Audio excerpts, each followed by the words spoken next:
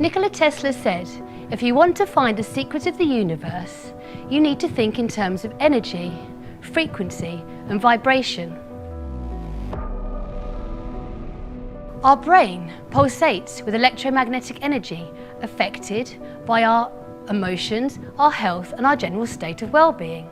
If an energetic force is struck at the same resonant frequency as another object in a vicinity, the vibrations will cause the second object to begin vibrating. In terms of how you experience the world, the energy and vibration you give off is met and reflected back.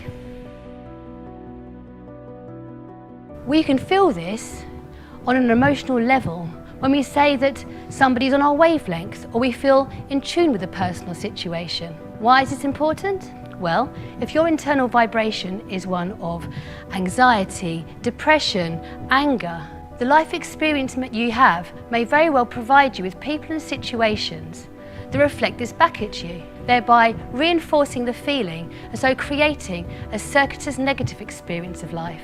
It's a bit like tuning into different radio waves. Depending on what frequency you emit will decide on what station you pick up. What is clear from modern research, sound can at the very least affect matter. In the 18th century, Ernest Chladni put sand onto a glass plate and vibrated it with a violin. The sand was pulled into creative and beautiful symmetric patterns. This work has been continued with the invention of the cymoscope by John Reed, who uses water as a surface membrane in which to imprint sound and create a digital representation of sound and vibration.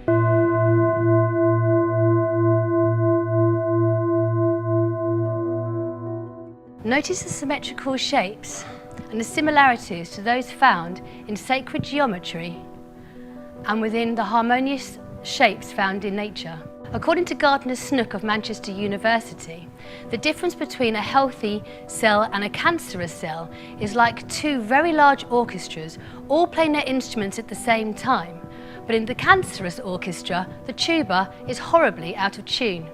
In the following two clips, you can hear the difference between the healthy pulsations of a yeast cell and the high-pitched frequency of one that is stressed. Notice the distortions as represented on the cymoscope of the one that is stressed.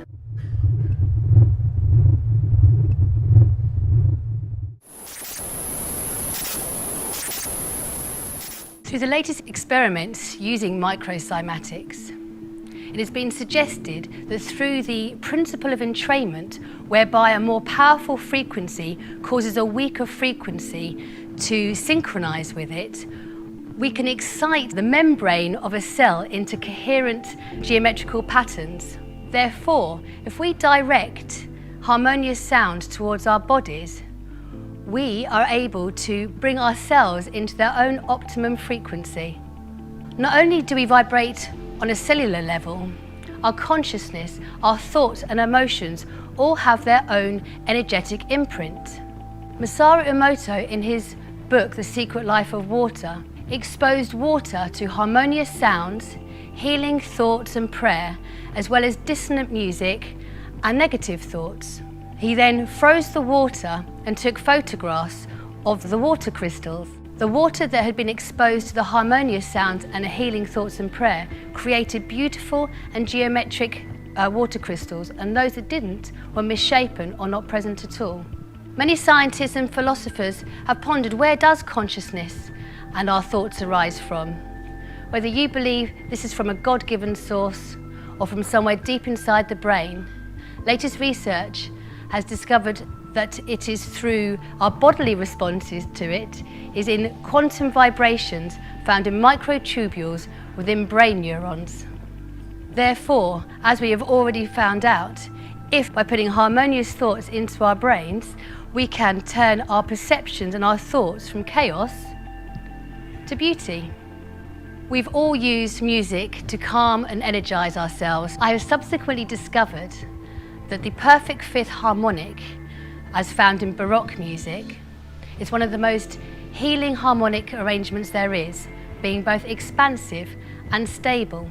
By creating a steady rhythm through the use of Baroque music, toning a single vowel, or through the use of a gong, a Himalayan bowl, or through a mother singing a lullaby to her child, the left and right hemispheres of the brain begin to resonate to a steady rhythm, bringing together the more linear left side with a more emotional and creative right. The subconscious and unconscious minds become aligned. Unresolved issues are released, and you become more vibrationally coherent and increasingly powerful. When we say that somebody is charismatic, what we are feeling is their personal vibration. When this happens, life starts to flow and those serendipitous moments increase. Why?